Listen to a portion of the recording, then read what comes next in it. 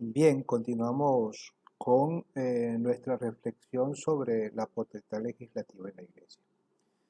En el video pasado hacíamos mención en la lectura de uno de los cánones que existía el legislador inferior al romano pontífice, el legislador universal. Y efectivamente existe una serie de instancias y oficios que tienen potestad legislativa. Vamos a ir viéndolos ahora en este microvideo. El primero, y vamos a decir así, que es por excelencia el legislador inferior, es el obispo diocesano. Recordemos lo que hay que intentarse por obispo diocesano. En el canon 381, en el parágrafo primero, dice así: al obispo diocesano compete en la diócesis que se le ha confiado toda la potestad ordinaria, propia e inmediata que se requiere para el ejercicio de su función pastoral, exceptuadas aquellas cosas que por el derecho o por decreto del sumo pontífice se reserven a la autoridad suprema o a otra autoridad eclesiástica. Esa es una técnica que no vamos a tratar porque es un poco compleja, que se llama la técnica de la reserva de ley, pero no lo vamos a hacer. Bien, esa función legislativa la ejerce personalmente el obispo en la diócesis. Eso no quiere decir que lo tenga que hacer solo. De hecho, de ordinario, el obispo se sirve de órganos de consulta.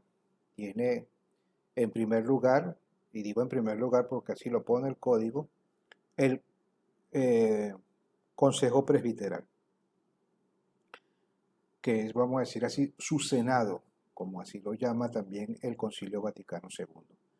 Puede servirse del Colegio de Consultores, del Consejo Diocesano de Pastoral, o también puede establecer otros órganos de consulta particulares, por ejemplo, a un teólogo que sea experto en un área, a un canonista que sea experto en un área, etcétera, etcétera, etcétera. El hecho es que esa función legislativa la ejerce personalmente. Ojo, que no quiere decir que lo tenga que hacer solo, puede servirse de cualquier órgano de consulta. E inclusive hay otra instancia, que es el sínodo diocesano, en la que el código dice claramente que el único legislador es el obispo. Lo leemos en el canon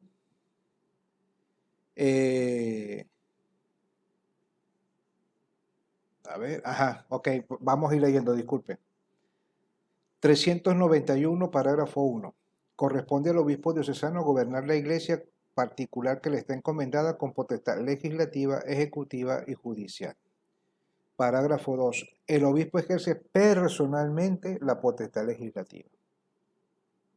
Lo deja clarito. Personalmente, no es delegable. Canon 466. El obispo diocesano es el único legislador del sínodo diocesano. Todos los demás tienen voto consultivo. ¿Por qué es importante esto? Mira, hay una serie de teólogos, algunos de Latinoamérica, algunos venezolanos, que sostiene que el sínodo aprueba, y en realidad el sínodo no aprueba nada. O sea, el sínodo al máximo lo que puede aprobar son las conclusiones o las propuestas que le hacen al obispo. De la misma manera que en el sínodo de los obispos, los que participan en el sínodo, al máximo pueden aprobar las propuestas que le hacen al Papa, pero no es una especie de asamblea vinculante, es un órgano donde el obispo está obligado a escuchar todos los debates que hagan en el aula, todas las propuestas, todas las críticas, etcétera, y luego recabada toda esa información, recabada todas las propuestas, que el obispo legisla, pero que no está obligado a seguir el debate que haya tenido en el aula sinodal, porque el único legislador es el obispo. Los demás son votos consultivos, en un parecer. Mira, yo opino que tal esto, yo creo que tal esto, yo creo que lo mejor para la iglesia es tal cosa. Es el obispo el que decide, esto es lo que se va a hacer en mi iglesia. Bien, Ese sería el legislador inferior al romano pontífice, vamos a decir así, por antonomasia. Luego, hay otra instancia legislativa contemplada en el Código de Derecho Canónico. ¿Cuál es esa instancia legislativa? Los concilios provinciales.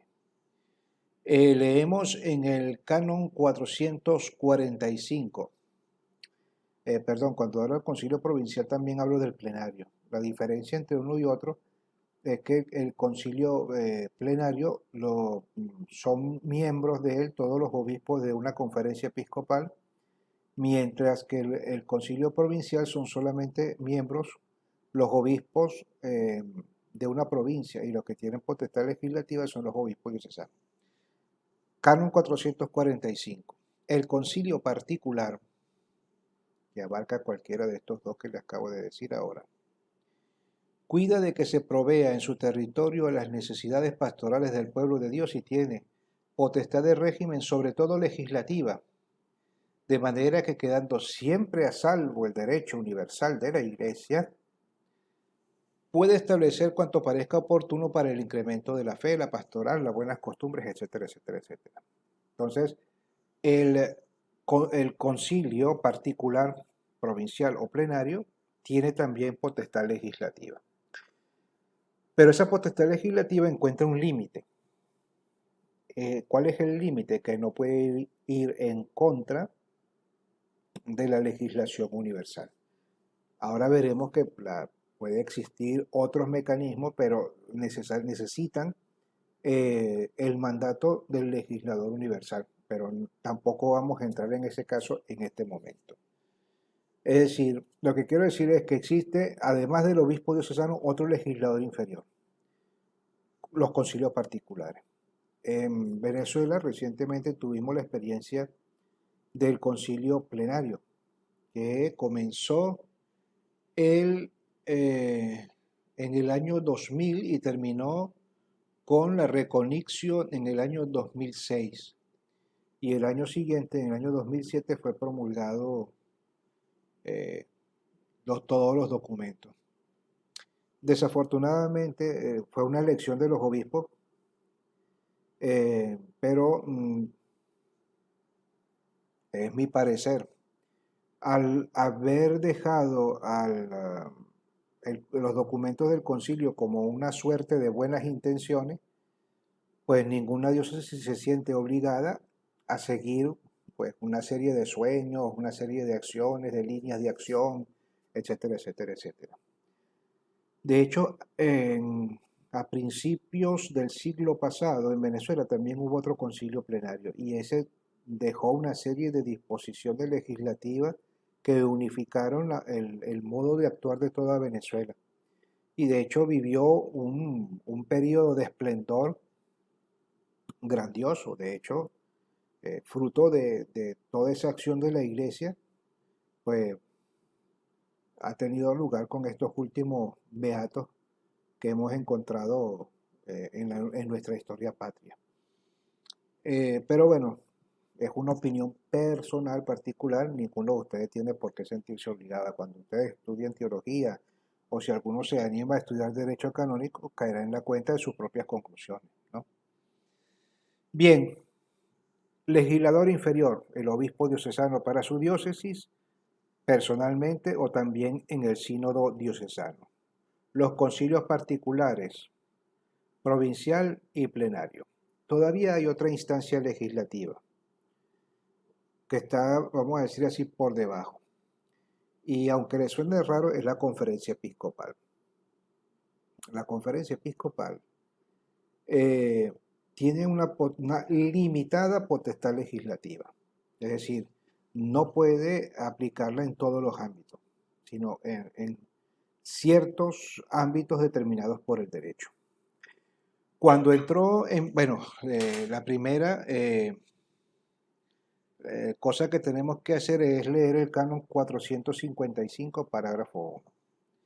La conferencia episcopal puede dar decretos generales tan solo en los casos en los que así lo prescriba el derecho común o cuando así lo prescriba un mandato especial de la sede apostólica, otorgado motu propio o a petición de la misma conferencia episcopal. Vamos a ver. Los obispos de la Conferencia Episcopal Venezolana pueden dictar una ley para todo el territorio. Sí, cuando lo establezca el derecho común. ¿Cuál es el derecho común para nosotros en la Iglesia Latina? Esto, el Código de Derecho Canónico. De hecho, hay una serie de cánones en el Código en el que establece la Conferencia Episcopal determinará tal cosa, la Conferencia Episcopal determinará tal cosa. Esa es potestad legislativa otorgada por el derecho común. El otro es cuando lo establezca un mandato especial de la sede apostólica. Hace unos 20 años, más o menos, la Santa Sede dio un mandato a todas las conferencias episcopales para que realizaran unas líneas guía que sirvieran para moderar en las diócesis, vamos a decir así, las líneas de actuación en el caso de que se presentara una denuncia de abuso sexual por parte de un clérigo. Ese es un mandato motu propio.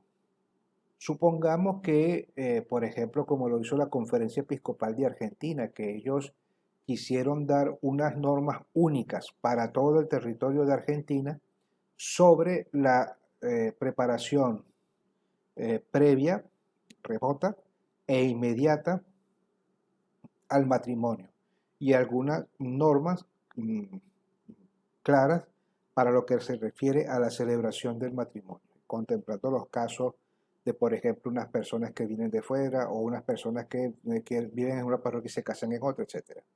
Ellos solicitaron un mandato a la sede apostólica diciendo que ellos querían hacer una ley, un decreto general para toda la Argentina. Y la Santa Sede se los concedió. Entonces eso se llama un mandato a petición de la Conferencia Episcopal. Luego existe, digamos, un mecanismo un poco complejo que lo voy a explicar en el próximo video, porque ya este se está haciendo un poquito largo. Entonces nos vemos en el otro video.